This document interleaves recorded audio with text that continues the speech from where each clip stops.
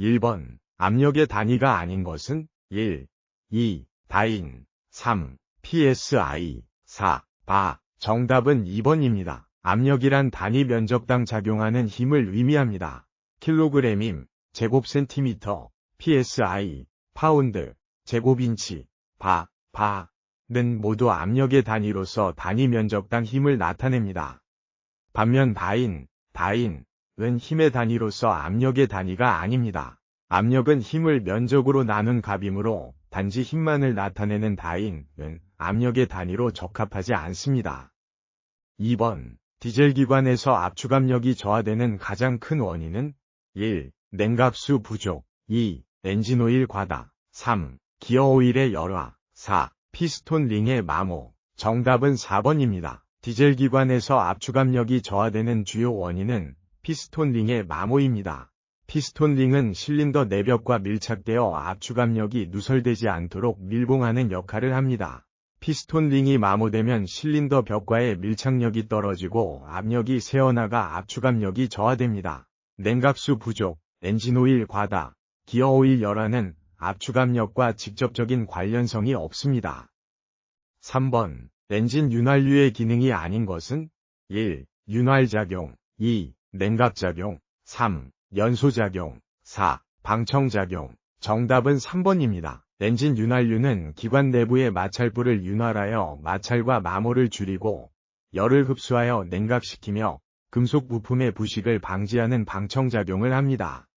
그러나 연소작용은 연료와 공기의 혼합물이 엔진 내에서 연소되는 과정으로 윤활유의 기능과는 무관합니다. 따라서 윤활유는 연소작용을 하지 않습니다. 4번. 디젤 기관에서 에어클리너가 막혔을 때 발생하는 현상은 1. 배기색은 희고, 출력은 정상이다. 2. 배기색은 희고, 출력은 증가한다.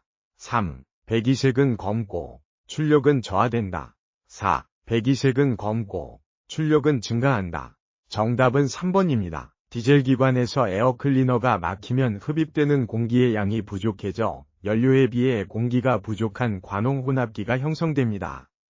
이로 인해 연료가 불완전 연소되어 배기색은 검게 되고 출력은 저하됩니다. 배기색이 희게 나타나는 현상은 주로 연료가 불완전 연소되어 발생하는 것이 아니라 연료 분사 타이밍이나 냉각수 혼입 등 다른 문제에 의한 것입니다. 5번. 기관에서 밸브의 개폐를 돕는 것은 1. 너클암, 2. 스티어링암, 3. 로커암, 4. 방청작용. 정답은 3번입니다. 기관에서 밸브를 개폐할 때 로커암이 사용됩니다.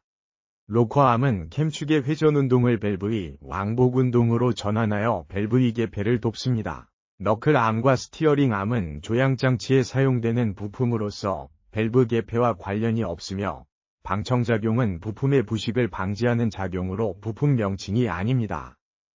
6번. 디젤 기관에서 조속기의 기능으로 맡는 것은 1. 연료 분사량 조절, 2. 연료 분사 시기 조정, 3. 엔진 부하량 조정, 4. 엔진 부하 시기 조정. 정답은 1번입니다. 디젤 기관에서 조속기, 거버너의 주요 기능은 엔진 회전수를 일정하게 유지하기 위해 연료 분사량을 자동으로 조절하는 것입니다. 기관의 회전수가 증가하거나 감소할 때 조속기는 연료의 분사량을 조정하여 엔진의 회전수를 일정하게 유지합니다. 연료 분사 시기나 엔진 부하량, 부하 시기 등을 조정하는 기능은 조속기의 역할이 아닙니다.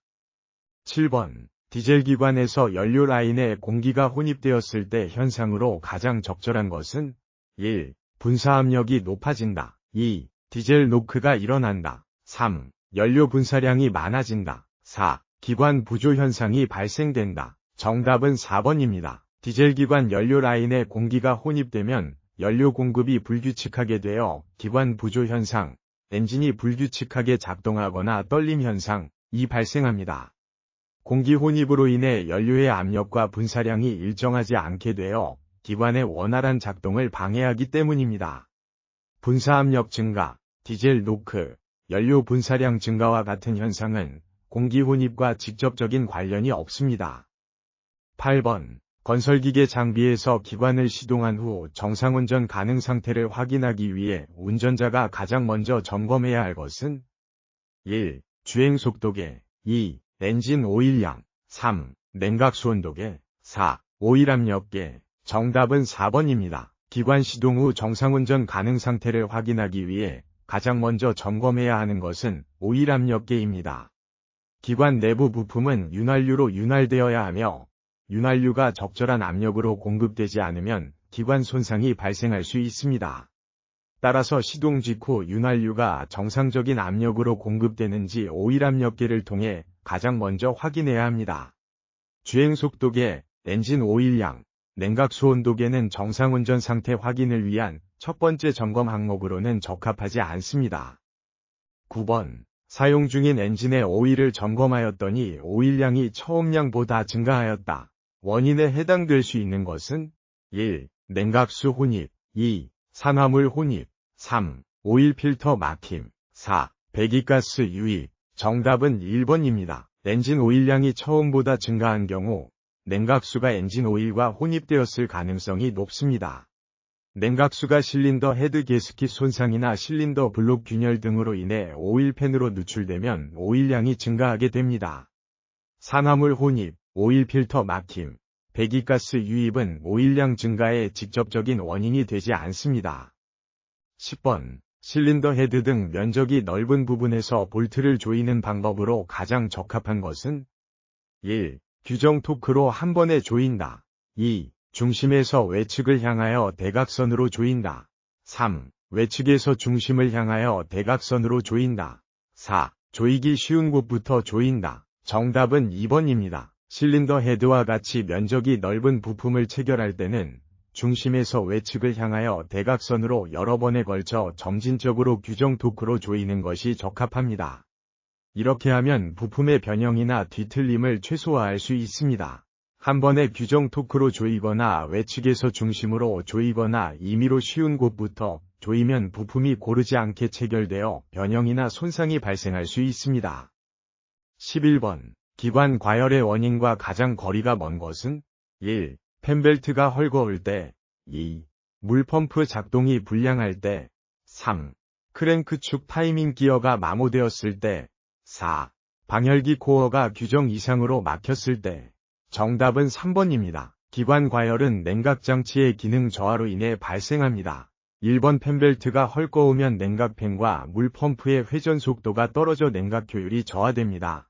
2번 물펌프가 불량하면 냉각수 순환이 원활하지 않아 과열이 발생합니다.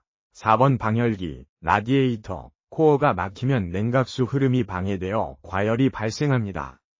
그러나 3번 크랭크축 타이밍 기어가 마모된 경우는 밸브 타이밍에 문제가 생기며 출력 저하나 소음 증가 등의 문제가 발생할 수 있지만 냉각장치와 직접적인 연관이 없어 기관 과열의 원인과 가장 거리가 멉니다. 12번. 기관 작동 중 냉각수의 온도가 정상적으로 올라가지 않을 때의 원인으로 맞는 것은 1. 수온 조절기의 열림 2. 펜벨트의 헐거움 3. 물펌프의 불량 4. 냉각수 부족. 정답은 1번입니다. 냉각수 온도가 정상적으로 올라가지 않는 이유는 주로 냉각수가 계속 과도하게 순환되어 기관이 적정 온도까지 상승하지 못할 때 발생합니다. 1번 수온 조절기, 서모스탯가 열린 상태로 고장나 있으면 냉각수가 항상 라디에이터로 순환하여 기관이 적정 온도까지 올라가지 못하게 됩니다. 반면 2번 펜벨트가 헐거우면 냉각수 온도가 오히려 높아질 가능성이 크며 3번 물펌프 불량이나 4번 냉각수 부족 역시 냉각 성능을 떨어뜨려 오히려 과열을 초래할 수 있습니다. 13번. 납산 축전지의 일반적인 충전 방법으로 가장 많이 사용되는 것은 1. 정전류 충전 2. 정전압 충전 3. 단별전류 충전 4. 급속 충전. 정답은 1번입니다. 납산 축전지의 충전 방법 중 가장 일반적으로 사용되는 방식은 정전류 충전 방식입니다. 정전류 충전은 일정한 전류를 유지하면서 충전하는 방식으로 충전 상태를 균일하게 유지하고 배터리 수명을 연장하는 데 효과적입니다. 2번 정전압 충전은 일정한 전압을 유지하는 방식이며 3번 단별전류 충전이나 4번 급속 충전은 특수한 목적이나 특정 상황에서만 사용되는 방식입니다. 14번. 기동전동기의 전기자 코일에 항상 일정한 방향으로 전류가 흐르도록 하기 위해 설치한 것은 1. 다이오드 2. 로터 3. 정류자 4. 슬리밍. 정답은 3번입니다. 기동전동기의 전기자 코일에 항상 일정 방향으로 전류가 흐르도록 하는 장치는 정류자입니다. 정류자는 회전하는 전기자 코일에 공급되는 전류의 방향을 기계적으로 전환하여 일정한 방향의 회전력을 얻도록 합니다.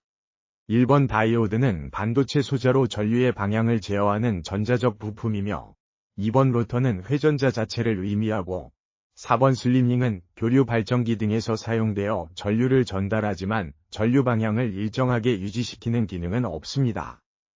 15번 회로의 전압이 1eV이고 저항이 6ohm일 때 전류는 얼마인가? 1. 1A 2. 2A 3. 3A 4. 4A. 정답은 2번입니다. 옴의 법칙에 따라 전류 I는 전압 V를 저항 R으로 나눈 값입니다. 즉 I는 V 나누기 R입니다. 문제에서 주어진 전압은 12V, 저항은 6ohm이므로 전류는 12 나누기 6는 2A가 됩니다. 16번 방향지시 등의 한쪽 등이 빠르게 전멸하고 있을 때 운전자가 가장 먼저 점검하여야 할 곳은 1. 전구, 램프 2. 플래셔 유닛 3. 콤비네이션 스위치 4. 배터리. 정답은 1번입니다. 방향지시 등의 한쪽이 빠르게 전멸하는 현상은 일반적으로 전구, 램프, 위 단선 또는 접촉 불량으로 인해 발생합니다. 전구가 끊어지거나 접촉이 불량해지면 회로의 저항값이 변하여 플래셔 유닛이 빠르게 전멸하게 됩니다. 따라서 가장 먼저 점검해야 할 곳은 전구, 램프입니다. 플래셔 유닛, 콤비네이션 스위치, 배터리는 이러한 현상과 직접적인 관련이 없습니다. 17번 건설기계에 사용하는 교류발전기의 구조에 해당하지 않는 것은 1. 스테이터 코일 2. 로터 3. 마그네틱 스위치 4. 다이오드. 정답은 3번입니다. 건설기계에 사용하는 교류발전기 알터네이터 위 구조요소는 크게 스테이터 코일, 고정자 코일, 로터, 회전자, 다이오드, 교류를 직류로 변환가 있습니다. 3번 마그네틱 스위치는 기동전동기, 스타터 모터에서 사용되는 부품으로 교류 발전기의 구조와는 무관합니다. 18번 MF, 메인터넌스 프리, 축전지에 대한 설명으로 적합하지 않는 것은 1. 격자의 재질은 납과 칼슘합금이다. 2. 무보수용 배터리이다. 3. 밀봉 촉매 마개를 사용한다. 4. 증류수는 매 15일마다 보충한다. 정답은 4번입니다. MF, 메인터넌스 프리, 축전지는 무보수용 배터리로서 내부 격자는 납과 칼슘 합금으로 제작되어 자기방전율이 낮고 밀봉 촉매 마개를 사용하여 내부 가스 발생을 억제합니다. 따라서 증류수를 주기적으로 보충할 필요가 없습니다. 4번처럼 매 15일마다 증류수를 보충한다는 설명은 MF 축전지의 특성에 맞지 않습니다. 19번 무한궤도식 굴삭기의 하부 주행체를 구성하는 요소가 아닌 것은 1. 선외고정 장치 2. 주행 모터 3. 스프로킷 4. 트랩. 정답은 1번입니다. 무한궤도식 굴삭기의 하부 주행재는 주행 모터, 스프로킷, 트랙 등으로 구성되어 있습니다. 반면 1번 선외고정 장치는 굴삭기의 상부 선외체와 하부 주행체 사이에서 상부체를 회전 가능하게 지지하는 장치로서 하부 주행체 구성 요소가 아닙니다. 20번 유압식 모터그레이더의 블레이드 횡행 장치의 부품이 아닌 것은 1. 상부 레일 2. 볼 조인트 3. 회전 실린더 4. 피스톤 노드. 정답은 3번입니다. 유압식 모터그레이더의 블레이드 횡행 장치는 블레이드를 좌우로 이동시키는 장치로서 상부 레일, 볼 조인트, 피스톤 노드 등으로 구성됩니다. 반면 3번 회전 실린더는 블레이드를 회전시키는 기능을 하는 별도의 장치로서 횡행 장치의 구성 부품이 아닙니다. 21번 타이어에서 고무로 피복된 코드를 여러 겹으로 겹친 층에 해당되며 타이어 골격을 이루는 부분은 1. 카커스, 카카스, 부 2. 드레드, 트리드, 부 3. 숄더, 숄더, 부 4. 비드, 부. 정답은 1번입니다. 타이어의 카카스, 부는 타이어의 골격을 형성하는 중요한 부분입니다. 이 부분은 고무로 피복된 코드, 섬유 또는 금속으로 된 강화제를 여러 겹으로 겹쳐서 만들어지며 타이어의 형태 유지 및 하중을 지탱하는 역할을 합니다. 2위 드레드부는 도로와 직접 접촉하여 마찰력을 제공하는 부분이며 3위 숄더부는 드레드와 사이드월을 연결하는 부분입니다. 4위 비드부는 타이어가 림에 고정되도록 하는 부분입니다. 따라서 타이어 골격을 이루는 부분은 카커스부가 맞습니다. 22번. 지게차에 관한 설명으로 틀린 것은 1. 짐을 싣기 위해 마스트를 약간 전경시키고 포크를 끼워 물건을 싣는다. 2. 틸트 레버는 앞으로 밀면 마스터가 앞으로 기울고 따라서 포크가 앞으로 기운다.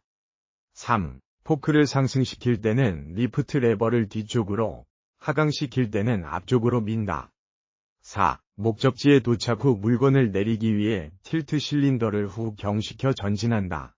정답은 4번입니다. 4번이 틀린 이유는 물건을 내릴 때는 틸트 실린더를 후경, 뒤로 기울임, 시키는 것이 아니라 마스트를 전경, 앞으로 기울임, 하여 포크를 수평으로 유지한 채 물건을 내려놓아야 하기 때문입니다. 후경시키면 물건이 기울어지거나 떨어질 위험이 있어 안전하지 않습니다. 나머지 선택지들은 지게차의 올바른 조작 방법을 정확히 설명하고 있습니다.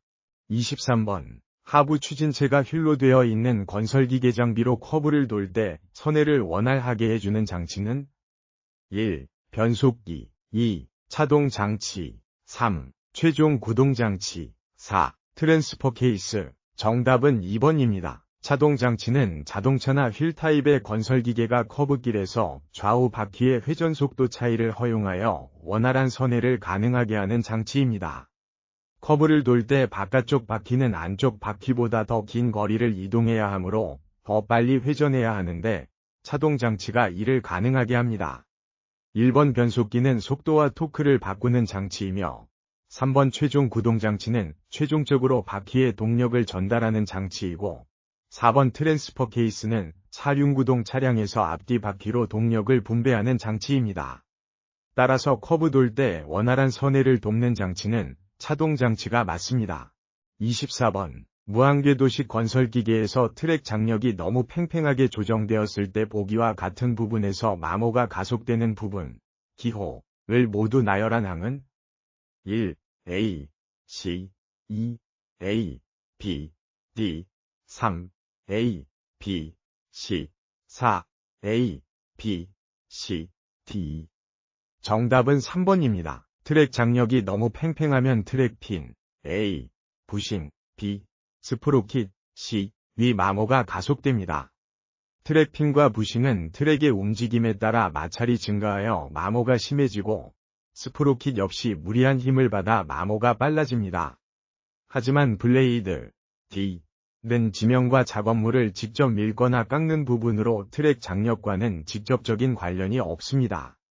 따라서 마모가 가속되는 부분은 A, B, C이고 블레이드, D는 제외됩니다.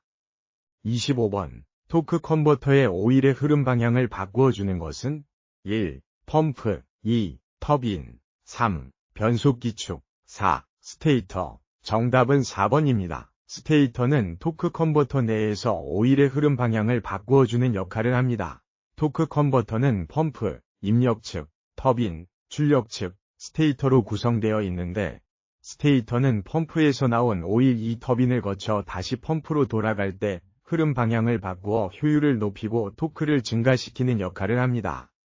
펌프는 오일을 순환시키고 터빈은 오일의 힘을 받아 회전하는 부분이며 변속기축은 동력을 전달하는 축입니다. 따라서 오일 흐름 방향을 바꾸는 역할은 스테이터입니다. 26번. 기중기의 안전한 작업 방법으로 적합하지 않은 것은 1. 제한 하중 이상의 것은 달아올리지 말 것 2. 하중은 항상 옆으로 달아올릴 것 3. 지정된 신호수의 신호에 따라 작업을 할 것 4. 하물의 훅 위치는 무게 중심에 걸리도록 할 것.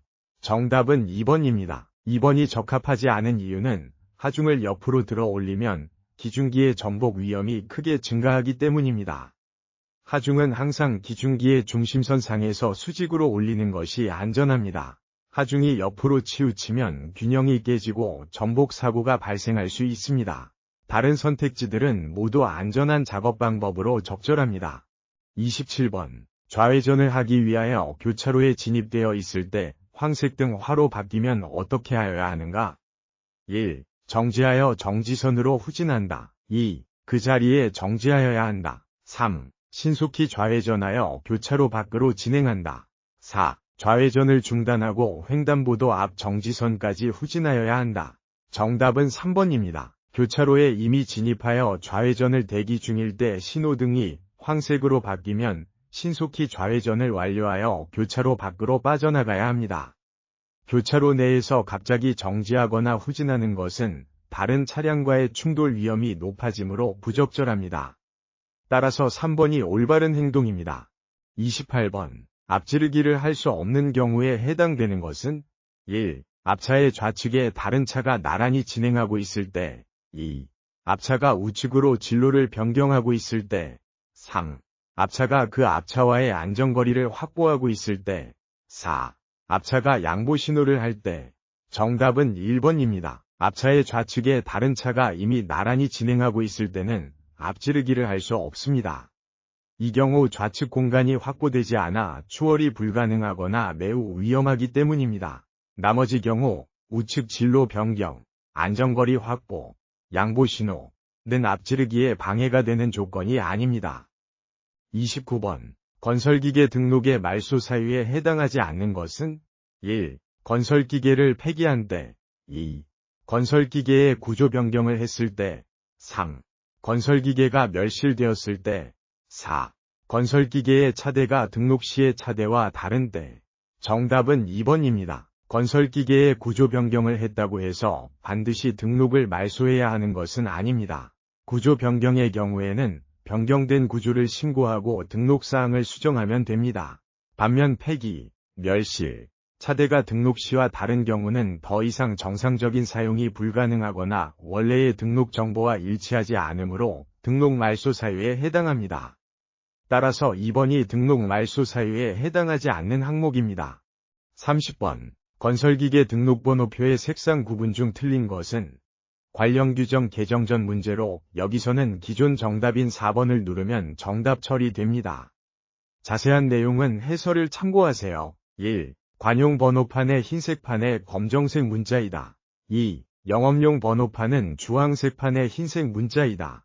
3. 자가용 번호판은 녹색 판에 흰색 문자이다. 4. 임시운행 번호표는 흰색 판에 청색 문자이다.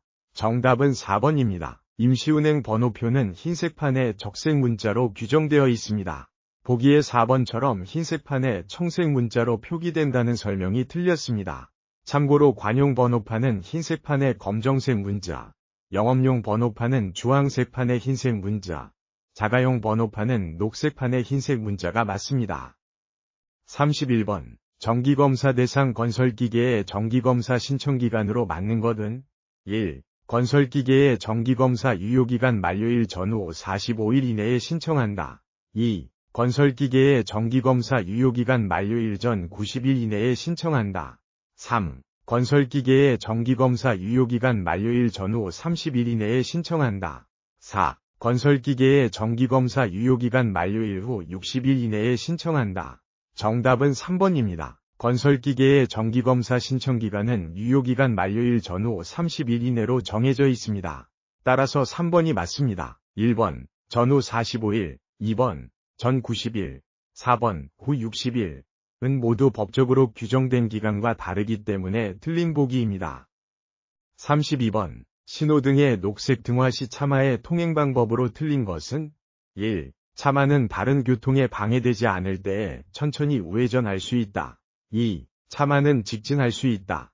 3. 차마는 비보호 좌회전 표시가 있는 곳에서는 언제든지 좌회전을 할 수 있다. 4. 차마는 좌회전을 하여서는 아니 된다. 정답은 3번입니다. 비보호 좌회전 표시는 녹색 등화 시 무조건 좌회전이 가능한 것이 아니라 직진하는 차량 등 다른 차량의 진행을 방해하지 않고 안전이 확보된 경우에만 좌회전이 허용됩니다. 따라서 언제든지 좌회전을 할 수 있다고 표현한 3번은 틀렸습니다. 나머지 보기는 녹색 신호시 올바른 통행 방법입니다. 33번. 도로교통법상 도로의 모퉁이로부터 몇 m 이내의 장소에 정차하여서는 안 되는가? 1. 2m, 2. 3m, 3. 5m, 4. 10m. 정답은 3번입니다. 도로교통법에 의하면 도로의 모퉁이로부터 5m 이내의 장소에는 정차가 금지됩니다. 이는 모퉁이 근처에서 정차 시 차량의 시야 확보가 어렵고 교통 흐름을 방해하거나 사고 위험을 높일 수 있기 때문입니다. 따라서 5m인 3번이 맞고 나머지 보기는 법규와 다르게 설정된 거리이므로 틀렸습니다. 34번. 대형 건설기계 특별 표지판 부착을 하지 않아도 되는 건설기계는 1. 너비 3m인 건설기계 2. 길이 16m인 건설기계 3. 최소 회전 반경 13m인 건설기계 4. 총중량 50톤인 건설기계. 정답은 2번입니다. 대형 건설기계 특별 표지판 부착 대상은 너비 3m 초과, 길이 16.7m 초과, 높이 4m 초과, 최소 회전 반경 12m 초과 또는 총중량 40톤 초과인 건설기계입니다. 보기 2번이 길이 16m인 건설기계는 길이가 16.7m를 초과하지 않으므로 특별 표지판을 부착하지 않아도 됩니다. 따라서 2번이 정답이고 다른 보기들은 모두 기준을 초과하여 특별 표지판 부착 대상입니다.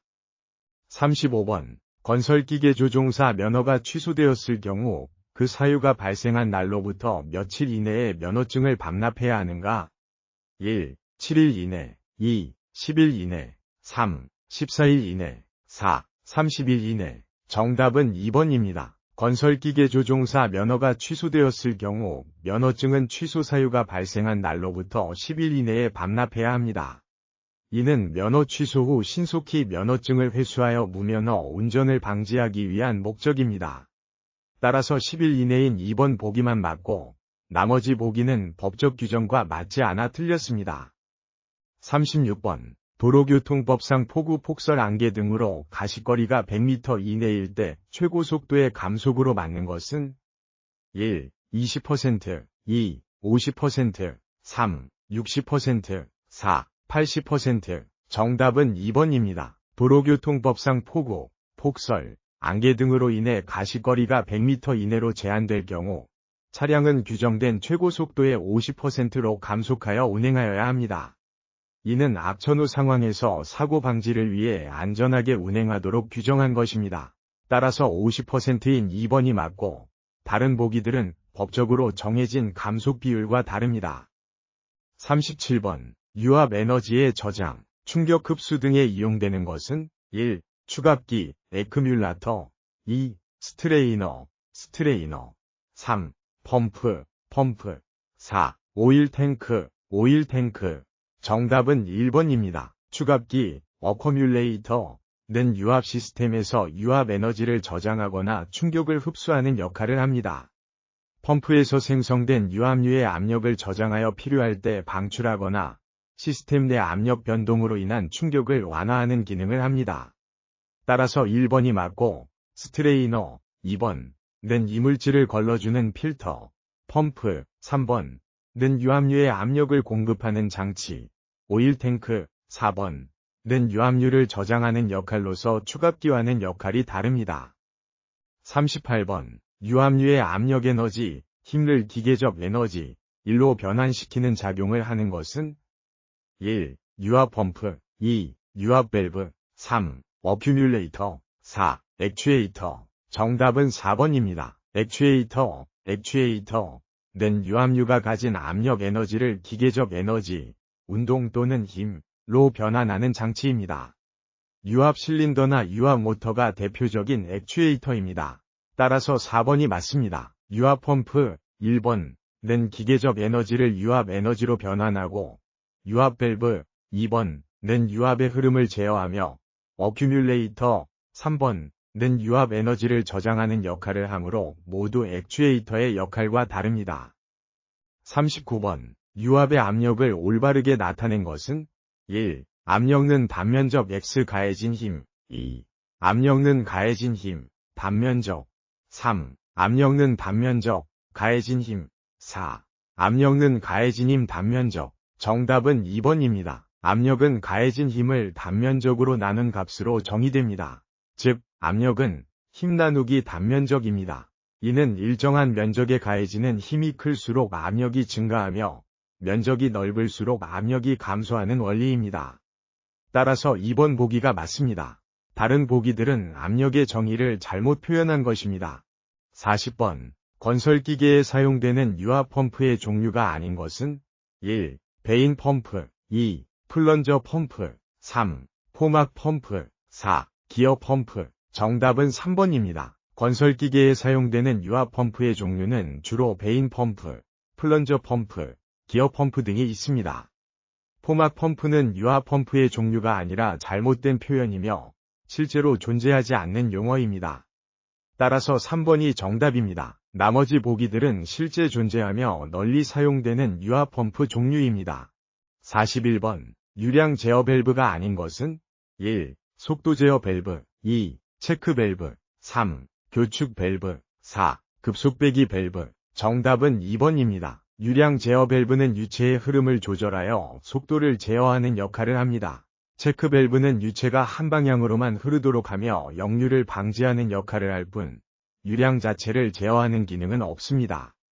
속도 제어 밸브, 교축 밸브, 급속배기 밸브는 모두 유체의 흐름을 제어하거나 조정하여 속도나 배기 속도를 조절하는 기능을 수행하므로 유량 제어 밸브에 해당됩니다. 42번. 유압 회로의 압력에 의해 유압 액추에이터의 작동 순서를 제어하는 밸브는 1. 얼로더 밸브 2. 시퀸스 밸브 3. 감압 밸브 4. 릴리프 밸브. 정답은 2번입니다. 시퀸스 밸브, 시퀀스 밸브는 유압 시스템에서 특정 압력에 도달했을 때 다음 작동 순서가 진행되도록 제어하는 밸브입니다. 즉, 설정된 압력에 도달한 후에야 다음 액추에이터가 작동하도록 순서를 제어하는 역할을 합니다. 얼로더 밸브는 펌프의 부하를 제거하는 역할, 감압 밸브는 압력을 낮추는 역할, 릴리프 밸브는 과도한 압력을 방출하여 시스템 보호 역할을 하므로 작동 순서를 제어하는 기능과는 다릅니다. 43번. 유압 장치의 기본적인 구성 요소가 아닌 것은 1. 유압 발생 장치 2. 유압 재순환 장치 3. 유압 제어 장치 4. 유압 구동 장치. 정답은 2번입니다. 유압 장치는 기본적으로 유압류를 공급하는 유압 발생 장치, 유압의 흐름 및 압력을 제어하는 유압 제어 장치, 유압의 힘을 이용하여 기계적 동작을 수행하는 유압 구동 장치로 구성됩니다. 반면 유압 재순환 장치라는 용어는 유압 시스템의 기본 구성 요소로 일반적으로 분류되지 않습니다. 유압류의 순환은 탱크와 펌프를 통해 이루어지며 별도의 재순환 장치라는 개념은 존재하지 않습니다. 44번. 유압 회로에서 유압류의 점도가 높을 때 발생될 수 있는 현상이 아닌 것은 1. 관내의 마찰 손실이 커진다. 2. 동력 손실이 커진다. 3. 열 발생의 원인이 될 수 있다. 4. 유압이 낮아진다. 정답은 4번입니다. 유압류의 점도가 높아지면 유체 흐름의 저항이 커져 관내 마찰 손실이 증가하고 이에 따라 동력 손실과 열 발생이 증가합니다. 그러나 유압류의 점도가 높다고 해서 유압 자체가 낮아지는 것은 아닙니다. 유압은 펌프의 출력과 부하 조건 등에 의해 결정되는 것으로 점도의 증가는 유압 자체의 저하를 직접적으로 초래하지 않습니다. 45번. 오일탱크 내의 오일을 전부 배출시킬 때 사용하는 것은 1. 리턴 라인 2. 배플 3. 어큐뮬레이터 4. 드레인 플러그. 정답은 4번입니다. 오일탱크 내의 오일을 전부 배출시킬 때 사용하는 것은 드레인 플러그입니다. 드레인 플러그는 탱크 하부에 설치되어 있으며 탱크 내 오일을 완전히 배출할 때 개방하는 부품입니다. 리턴 라인은 사용된 오일이 탱크로 돌아오는 경로이고 배플은 탱크 내 오일의 출렁임을 방지하는 구조물이며 어큐뮬레이터는 압력을 저장하고 필요시 공급하는 역할을 하므로 오일 배출과는 관련이 없습니다. 46번. 유압 라인에서 압력에 영향을 주는 요소로 가장 관계가 적은 것은 1. 유체의 흐름량 2.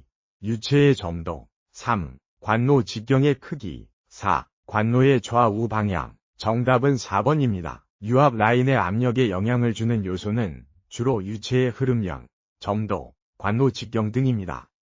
유체의 흐름량이 많거나 점도가 높으면 압력 손실이 증가하고 관노 직경이 작아지면 압력 손실이 증가합니다.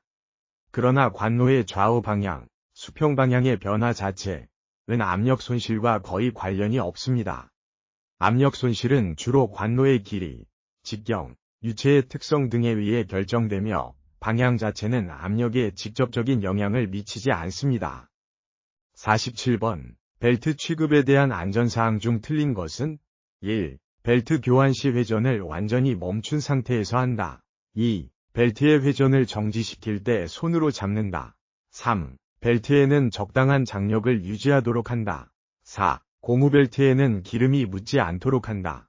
정답은 2번입니다. 벨트의 회전을 정지시킬 때 손으로 잡는 것은 매우 위험한 행동입니다. 회전 중인 벨트를 손으로 잡으면 손가락이나 손이 벨트와 풀리 사이에 끼어 심각한 부상을 초래할 수 있습니다. 벨트 교환 시에는 반드시 기계의 회전을 완전히 멈추고 작업해야 하며 벨트에는 적당한 장력을 유지하고 고무벨트에 기름이 묻지 않도록 관리하는 것이 올바른 안전수칙입니다. 48번. 화재가 발생하기 위해서는 세 가지 요소가 있는데 모두 맞는 것으로 연결된 것은?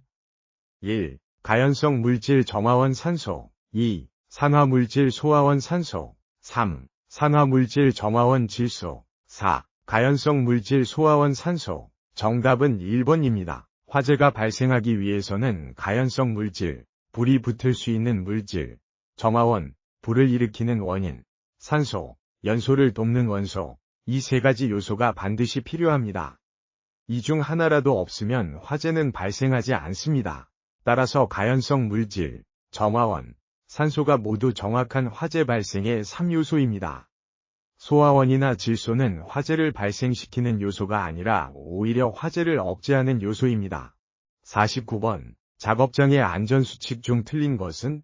1. 공구는 오래 사용하기 위하여 기름을 묻혀서 사용한다. 2. 작업복과 안전장구는 반드시 착용한다. 3. 각종 기계를 불필요하게 공회전시키지 않는다. 4. 기계의 청소나 손질은 운전을 정지시킨 후 실시한다. 정답은 1번입니다. 공구를 오래 사용하기 위해 기름을 묻혀 사용하는 것은 오히려 위험할 수 있습니다. 공구에 기름이 묻으면 미끄러져 손에서 빠지거나 작업 중 손상 및 부상의 위험이 높아집니다. 공구는 항상 깨끗하고 건조하게 유지하여 안전하게 사용해야 합니다. 나머지 선택지들은 모두 작업장의 안전수칙으로 올바른 내용입니다. 50번. 수공구류의 일반적인 안전수칙이다. 해당되지 않는 것은? 1. 손이나 공구에 묻은 기름, 물 등을 닦아낼 것. 2. 주위를 정리정돈할 것. 3. 규격에 맞는 공구를 사용할 것. 4. 수공구는 그 목적 외에 다목적으로 사용할 것. 정답은 4번입니다. 수공구는 반드시 정해진 용도로만 사용해야 합니다. 수공구를 본래 목적 외 다른 용도로 사용하면 공구가 파손될 위험이 있고 작업자에게 부상을 초래할 수 있습니다. 따라서 수공구를 목적 외에 다목적으로 사용할 것이라는 내용은 잘못된 안전수칙입니다. 나머지 선택지들은 모두 올바른 안전수칙입니다. 51번. 안전제일에서 가장 먼저 선행되어야 할 이념으로 맞는 것은? 1. 재산보호. 2. 생산성 향상. 3. 신뢰성 향상. 4. 인명보호. 정답은 4번입니다. 안전제일의 원칙에서 가장 우선시되어야 하는 것은 인명보호입니다. 이는 사람의 생명과 건강이 재산이나 생산성보다 더 중요하고 우선적으로 보호되어야 한다는 기본적인 안전 철학을 의미합니다. 재산보호. 1. 생산성 향상. 2. 신뢰성 향상. 3은 중요하지만 인명보호보다 우선할 수 없습니다. 52번. 보기의 조정렌치 사용상 안전수칙 중 옳은 것은? 1. A, B, 2. A, C, 3. B, C, 4. B, D. 정답은 2번입니다. 조정렌치를 사용할 때는 작업자의 안전과 정확한 작업을 위해 렌치를 몸쪽으로 잡아당기며 작업 A 하고 볼트나 너트에 정확하게 맞추어 꼭 끼워서 작업, 시, 해야 합니다. 조정조에 무리한 힘을 가하거나 D. 렌치 자루에 파이프를 끼워 힘을 증가시키는 행위 D. 낸 렌치의 파손이나 작업자의 부상을 유발할 수 있어 안전하지 않습니다.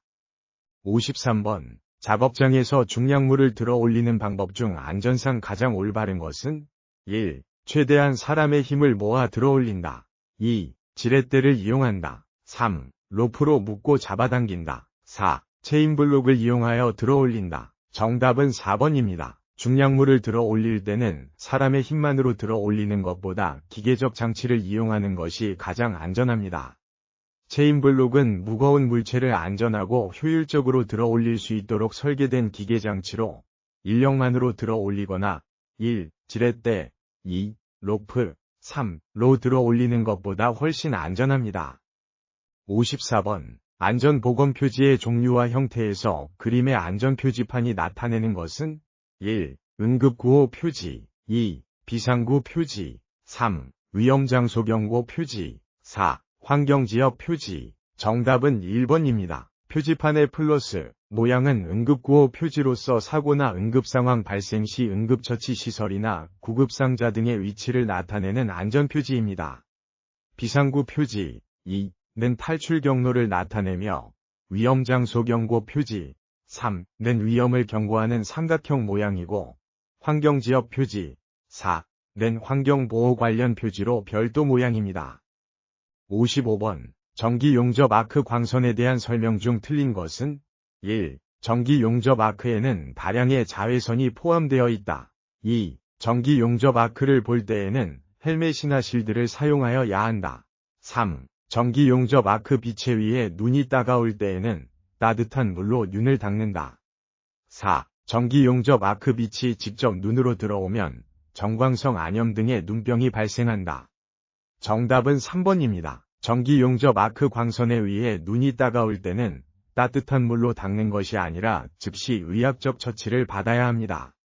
아크 광선에는 강력한 자외선이 포함되어 있어 정광성 안염 등 심각한 눈병을 유발할 수 있기 때문입니다. 따라서 따뜻한 물로 세척한다는 설명은 잘못된 것입니다. 56번. 일반적인 작업장에서 작업 안전을 위한 복장으로 가장 적합하지 않은 것은 1. 작업복의 착용 2. 안전모의 착용 3. 안전화의 착용 4. 선글라스 착용 정답은 4번입니다. 일반적인 작업장에서는 선글라스를 착용하는 것이 적합하지 않습니다. 선글라스는 작업장에서의 시야를 제한하여 사고 위험을 증가시킬 수 있으며 작업복 1. 안전모 2. 안전화 3와 같은 보호장구가 작업자의 안전을 위해 필수적입니다.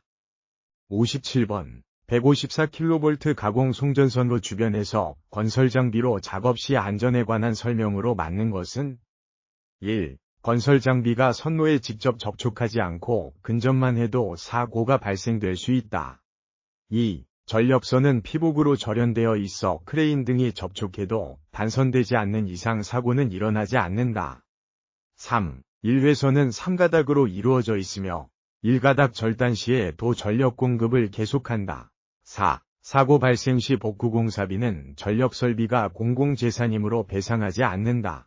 정답은 1번입니다. 154kV 가공 송전선로와 같은 고압 전력선 주변에서는 직접 접촉하지 않더라도 근접만으로도 정기적 방전이 발생하여 사고가 일어날 수 있습니다. 전력선은 일반적으로 절연되지 않은 상태로 공기 중에 노출되어 있어 근접 시에도 감전 위험이 매우 높습니다. 따라서 1번 선택지가 정확한 설명입니다. 58번. 전기시설에 접지공사가 되어 있는 경우 접지선의 표지색은 1. 적색 2. 녹색 3. 황색 4. 백색 정답은 2번입니다. 전기시설에서 접지선의 표지색은 녹색으로 규정되어 있습니다. 이는 접지선이라는 것을 명확히 구분하여 정기적 안전을 확보하기 위한 국제적으로 통용되는 표준입니다. 적색 1. 황색 3. 백색 4은 각각 다른 용도로 사용되는 색상입니다. 59번. 도로 지하에 매설된 도시가스배관의 색상은 맞는 것은 1. 황색, 흑색 2. 적색, 황색 3. 황색, 남색, 4. 흑색, 청색. 정답은 2번입니다. 도로 지하에 매설된 도시가스 배관은 적색과 황색으로 표시됩니다. 이는 도시가스 배관임을 명확히 구분하여 굴착공사 등에서 사고를 방지하기 위한 표준적인 색상 규정입니다. 다른 색상 조합은 도시가스 배관을 나타내는 표준 색상이 아닙니다. 60번. 지하구조물이 설치된 지역에 도시가스가 공급되는 곳에서 굴삭기를 이용하여 굴착공사 중 지면에서 0.3m 깊이에서 물체가 발견되었다. 예측할 수 있는 것으로 맞는 것은 1. 도시가스 입상관 2. 도시가스 배관을 보호하는 보호관 3. 가스 차단 장치 4. 수취기. 정답은 2번입니다. 지면에서 0.3m 깊이에서 발견된 물체는 도시가스 배관을 보호하는 보호관일 가능성이 높습니다. 도시가스 배관은 굴착 등 외부 충격으로부터 손상되지 않도록 보호관 내에 설치되는 경우가 많으며 특히 얕은 깊이에서는 보호관을 통해 배관의 손상을 방지합니다. 따라서 2번 선택지가 맞습니다.